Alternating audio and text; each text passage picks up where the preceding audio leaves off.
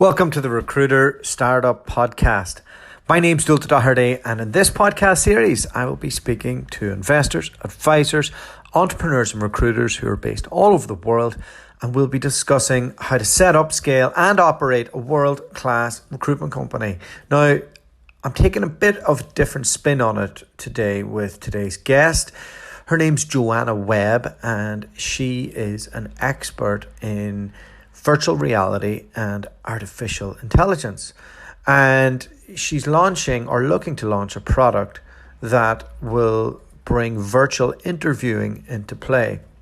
But I really wanted to get her thoughts on what the future of work is and communities and what virtual reality really is, maybe the difference between virtual reality and augmented reality, and just to discuss what that means for all of us in the future of work and our industry. It was really interesting to get to speak to her. So hope you enjoy.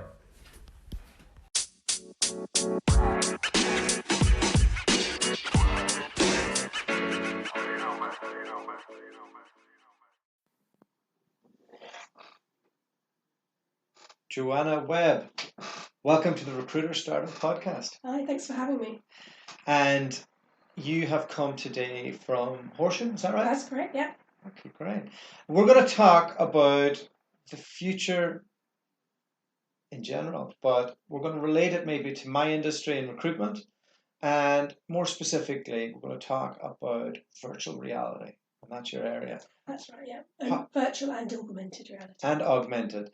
Is virtual's when you put on the headset, and augmented is like the Pokemon, is that right? Not exactly. So virtual's where you're fully immersed in an artificial world, and that world can be either a graphically created world or a 360 video based. Like Star Trek, whenever they go into their special world. Yeah, a bit like that, exactly. And you do that through a headset. AR, you can use a headset. Yeah. So, for example, the Microsoft HoloLens is an AR headset. Okay. But you can still see the real world. So it's more like a heads-up display. Okay. I was trying to think of how that would work for business. And is it like if say you had your glasses on and they were AR glasses, and you go into a shop and you look at some of the clothes, would it like start popping up different things? So that actually AR's been used quite a lot by the fashion industry at the moment. That you can through your, in this case, mobile AR, through your tablet or your phone. Yeah. You can see clothes being modelled, so you can see the model in your living room walk towards you, modelling a particular outfit that you want to look at.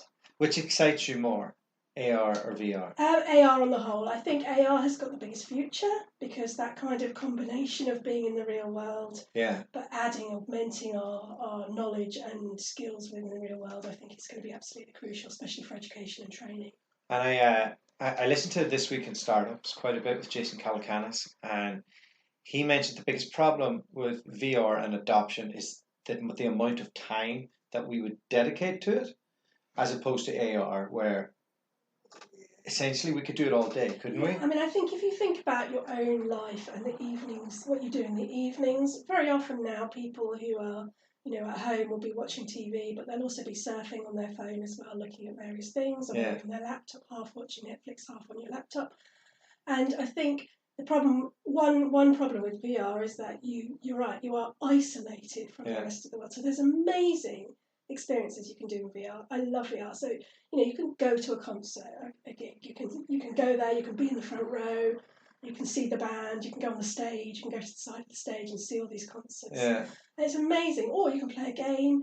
Some of these games are really, really compelling. There's a new game, Beat Saber, where you kind of play with lightsabers, and they're really, really compelling. But you're right. The problem is that you're cut off from the rest of your family, from the rest of the world. Yeah. And so you're unlikely to be doing VR and watching TV or doing VR and checking your phone. So in that way, AR has the edge in terms of that flexibility. And I think they probably thought that VR was going to be the big thing as opposed to AR. I think still VR will be big. Just because it's not suited necessarily to that kind of environment doesn't mean it's not suited to other environments. In training in particular, that ability to create any kind of world that you can imagine and place people within it Yeah. That's absolutely crucial, especially for technical training and that kind of thing. And I'll jump into that and the future of work in a little bit. So you're quite a clever lady. You went to Cambridge, eh? I did, yes, that's correct. So you must have studied real hard as a teenager to get in there. Yeah, absolutely. Yeah. It was hard work to get there. And you did linguistics? Languages and linguistics, yes. And how did you end up in this world, in the AR/VR world?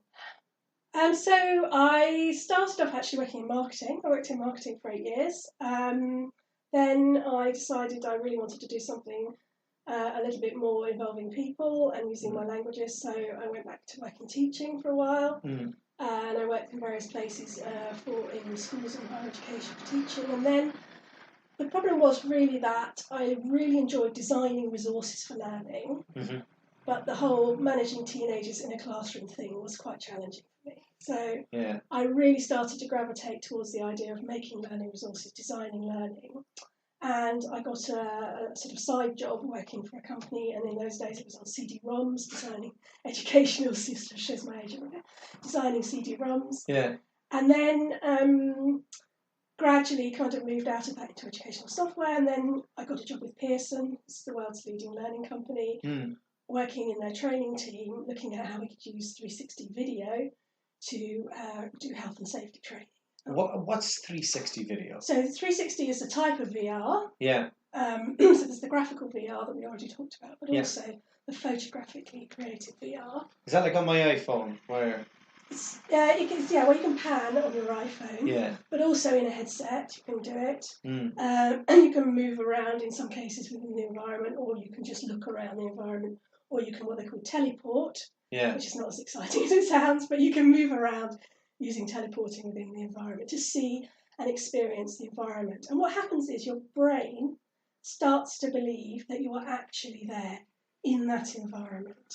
And it creates, and some research now has shown that it creates an episodic memory whereby your brain remembers actually having been there in exactly the same way that you would remember having been in a real place that you clicked to. So for learning, does that mean it will provide enhanced learning?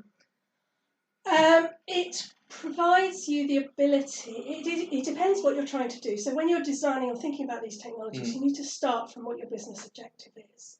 If you have a business or a learning objective that is around visualizing something in 3D, for example, these technologies are amazing for that, because really on a 2D screen you can simulate 3D, but there is literally nothing to compare to, for example, one of the products I was working on as a Pearson, where you have a historical artifact in front of you in the HoloLens, and you can walk around that artifact and you can look at it underneath, you can look at it from different angles. Yeah.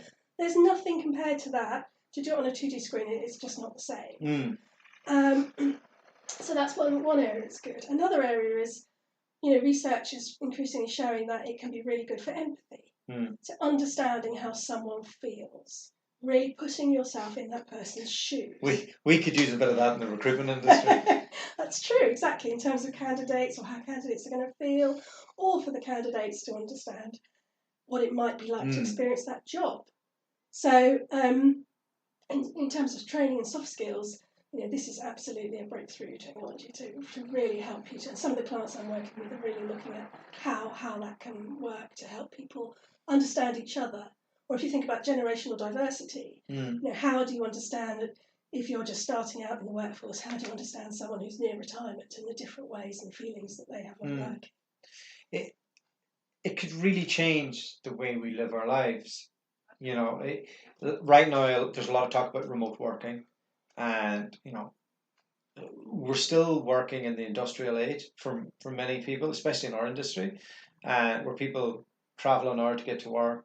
They put on a suit, not even if they're meeting a client. They sit down, they have their stuff monitored and all the rest. And a lot of things are saying, well, people need to be together. They need to be in a room. Would this take away that need, do you think? Do you think that would, putting people in a virtual round table where they're working together? Yes, there are a number of applications of this technology to enhance video conferencing so that you're in a room together. I'm a strong believer in that where you have a 3D object that you need to work on together. So if you have a project that involves design, for example, if you're designing a car engine and you need to see that engine together and you need to work on it together, I think that's excellent. I'm less convinced where it's just a meeting where you're all sat down together, because I don't see how that really benefits you over a normal video conference setup. So I think if you're thinking about it in terms of environment, or putting people in a particular environment, if you want people to see, for example, I don't know, the factory where you produce your stuff, then putting people, that's very relevant. Or if you want them to work on something in 3D, very relevant. But if you just want to sit around a table with, in a way that you normally would in a meeting, I don't think that's a good opportunity. Do you not think, because I've got a remote team around the world, and maybe I could put the scenario that we're on a beach or we're at a ski lodge and we're having our morning meeting, doing that. Yeah, you can do maybe that. we sit on and we work together for a bit and do condensed work together to really set the norms and stuff. Yeah. I suppose what I'm getting at is the biggest influencing output of your workers is the biggest area that people stay away from remote working. So would this technology allow us to be able to better harness our staff? I think what you can do with this technology is much more easily train remote staff, training. So, you can roll out training much more easily by, having headsets in different locations, and people can use those headsets for the training. So if you've got, for example, you want to give people an induction to your company, you can make an induction 360 video of your induction of your offices or wherever your plant, and they can come and they can see that in the headset wherever they are around the world. If you want to build a whole brand experience in VR where you really feel you're part of that brand and you experience different things within that, again, that's something you would do very well with VR. And so Pearson was your first entry into this world, was it? Or? Yes, that's right. So that was about 4 years ago. And in 4 years ago, did you think we'd be further along this path than we are? I think when we started, so we were one of the very first people in the UK to, we're working with Microsoft on the HoloLens. We were one of the first teams in the UK to have a HoloLens. And it was very, very, at that point everyone thought, we're going to... Sorry, what's a HoloLens? Oh, so HoloLens is a head-mounted AR device. So you can see the world around you, but it projects holograms of objects in the space in front of you. You can walk around and interact with those holograms. It's amazing technology. And that was one of the first things you were doing? That was very early on, yes. So we were really early using the HoloLens just after it was released. And at that point everyone was very excited. Oh, it's all going to take off in the next 3 months. And I think, it seemed to me at the time, maybe, but I think it'll be longer than that. But I think what you have to look at now is that some people think, consumer VR has failed. But I don't think it's failed. It just hasn't really taken off yet. On the other side, the enterprise applications, you can see so many, most large companies now. I did an analysis of the FTSE 100. Most of those companies have got some kind of AR or VR product that they've tested or used or are using for either recruitment or training or just management on the job. So you can get products now where, for example, if you're a service engineer, you can put the headset on, you can ring in like a kind of Skype, and you can see the person, and you can also show them what you're looking at, the thing that you're working on, the project that you're working on, and you can show them the problems that you're having, and they can advise you. So that kind of remote assistance for engineers is very important. And how long before it replaces this iPhone? But that's definitely true, that a lot of people think that these technologies will replace the iPhone. How long? I would say, we'll have to see what Apple's doing as well, because obviously Apple will be a big player in that replacement.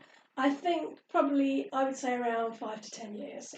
And are you thinking it's initially a good pair of glasses by then, or it goes to like a really high level a retina.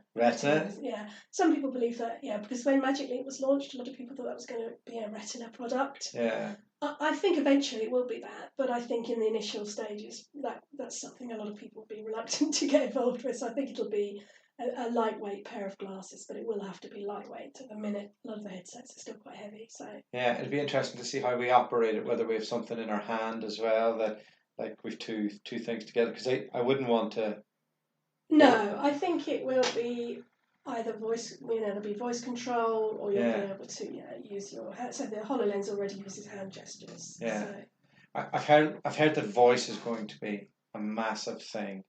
Do you see the growth in that area integrating with this and making it all kind of work a bit seamlessly? It will all integrate together. I mean, this is the convergence between VR, AR, AI, machine learning, and voice. That is all going to come together, and going to see more and more amazing products in terms of things that can self-generate content using AI, and then that you'll definitely will all be voice controlled. How do you see the world from a jobs perspective in 20 years' time, given that you've just said that? Well, I'm not an expert in AI machine learning, but it's clear to everyone that there are already many areas where technology is replacing some jobs. Yeah. I think it's hard to predict at the moment. I don't think that AI will replace all jobs. Yeah. It's a question of it will augment what you already do. And I think if we look forward, there's already examples where these technologies can augment what you do. So if you ring your bank, and they're sifting your calls and that kind of thing. Mm-hmm. There's still a human potentially at the end of that chain of press this, press that. Yeah. That's technology we're familiar with. But on the way, a lot of the decision making and things have been automated, and that automation will be a part of our future. There's no question. There's no reason that we need to all be doing very automated processes. We can, processes that could be automated, but where we have creativity, where we need to have empathy, these kind of areas, they can't be replaced by a machine. So you've got your daughter here with you today.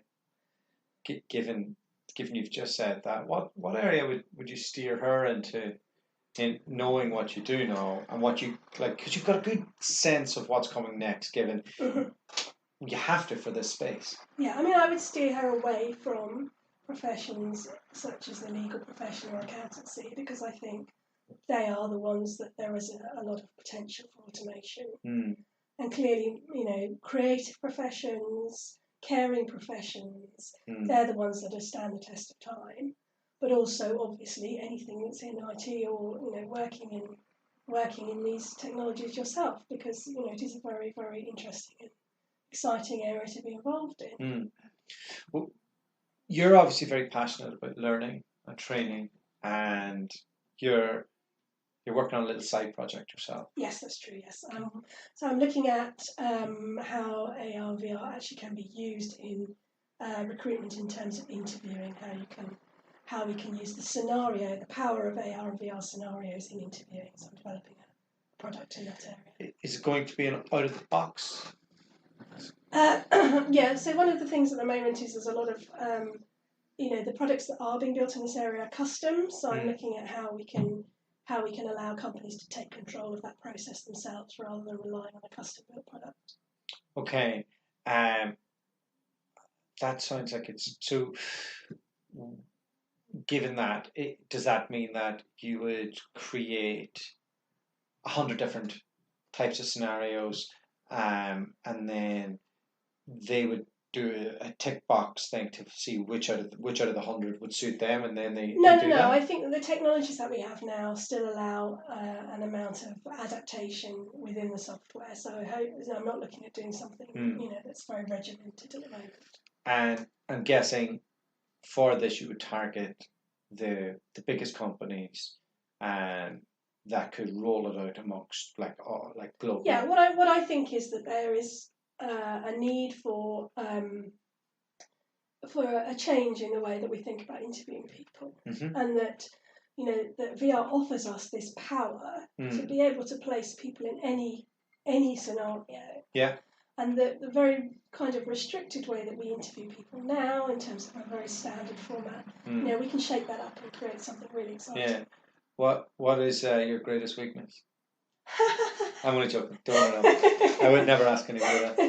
But yeah, Okay, so what is the one thing that is stopping you from being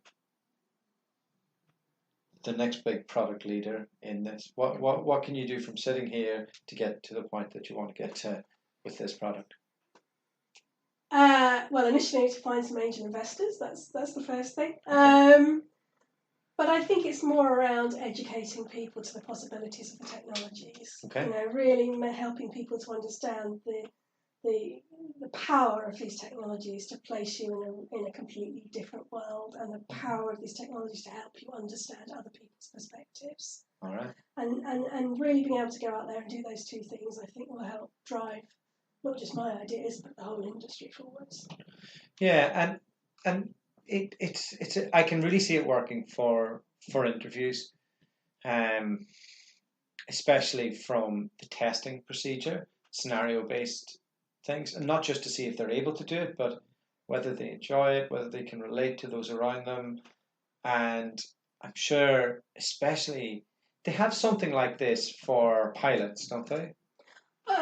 There's lots of different areas where it's already being used. So yeah, pilot training, lots of technical training are using these technologies.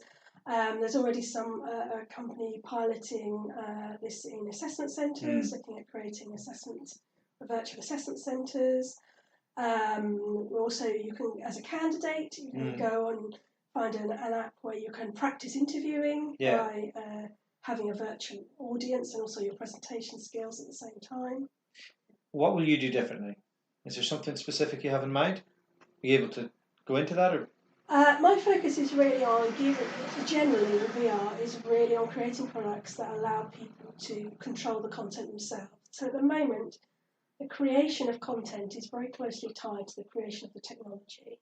What I want to do is separate out those two things and say, let's allow people who are experts in a particular area to create that content, rather than people who are experts in coding or people who are experts in artwork. Let's allow the experts to make content and separate that from the coding and the artwork side. Okay, and does that mean that the head of HR sits down with the executives and works it out, or? Yeah, so that you can allow, in a company, you've got your learning and development people who are very used to creating content, who are very used to working on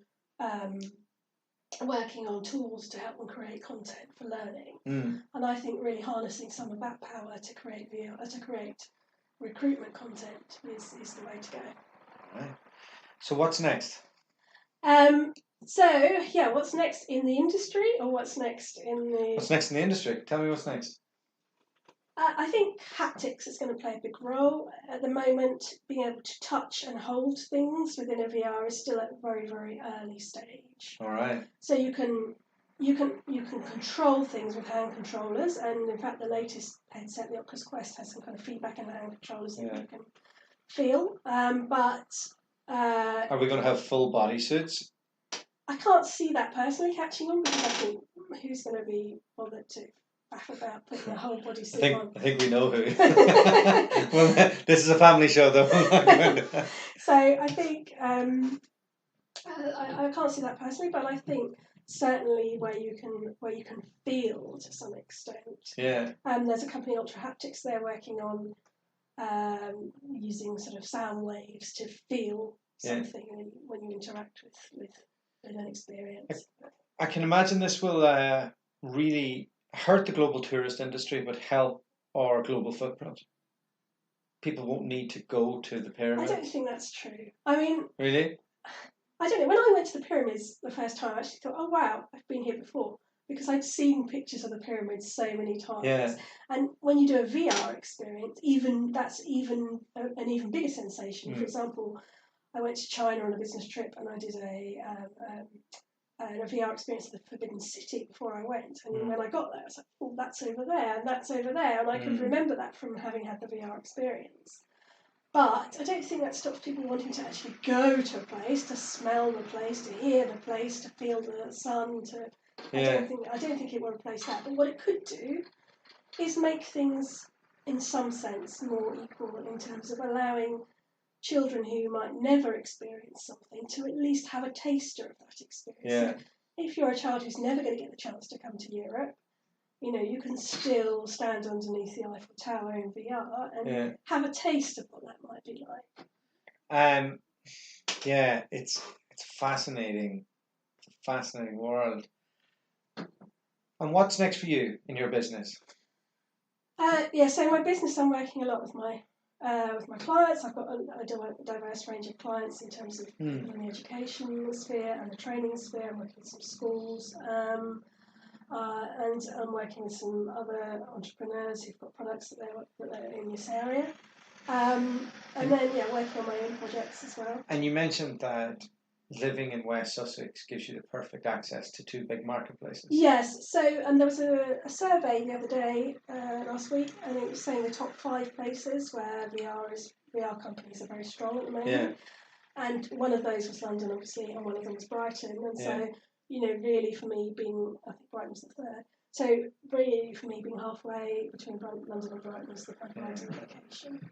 Great. Well, look, I've got some good contacts to put you in touch with in the recruitment world. There's one in the UK that I know that has access to angel investors. There's definitely one in the US that would be interested in this. The recruitment world on the internal side, so the people who work for the large companies, quite forward thinking. On the agency side, not so much. We're a lot of us are still stuck in the dark ages of the phone in the 1990s. I think that's the tricky piece of that's why interviews and the way we do recruitment hasn't really changed. Mm-hmm. I think it's really about how much you can tap into these technologies to understand people better. Yeah. How can you design something using these technologies that really helps you to understand those candidates better so that you recruit the right person for the right job? Yeah. And if somebody wants to get in touch with you, where can they find you? I'm on LinkedIn, Webb Joanna, or Learn Teach 35 on Twitter, or you can email me at 3hoursandnursing. All right. Thanks very much, Joanna. Thank you very much.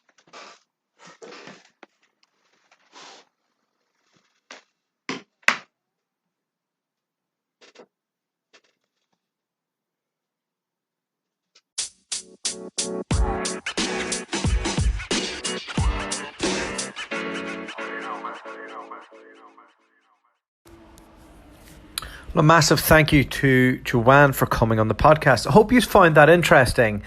I'm trying to get more guests that are slightly outside of the industry onto the podcast, just so we're not repeating all of the same content. We'll still have lots of recruitment founders that come on, but more and more I'm interested in how other things are going to affect the world of work and the future of recruitment. So if you're enjoying this kind of new spin on it, let me know if you have any ideas on who you think would be an interesting guest. I'm really open to having anybody on that's interesting, that has a story, that's business orientated. So hope you enjoyed this. And if you want to reach out to Joanna directly, you can catch her on the details that she provided. I know that she's interested in speaking to angel investors and recruitment influencers and advisors. So hit her up, and I'm keen to see if there's anything else that we can do for her. The podcast you just heard was made using Anchor. Ever thought about making your own podcast? Anchor makes it really easy for anyone to get started. It's a one-stop shop for recording, hosting, and distributing podcasts. Best of all, it's 100% free. Sign up now at anchor.fm/new. That's anchor.fm/new to get started.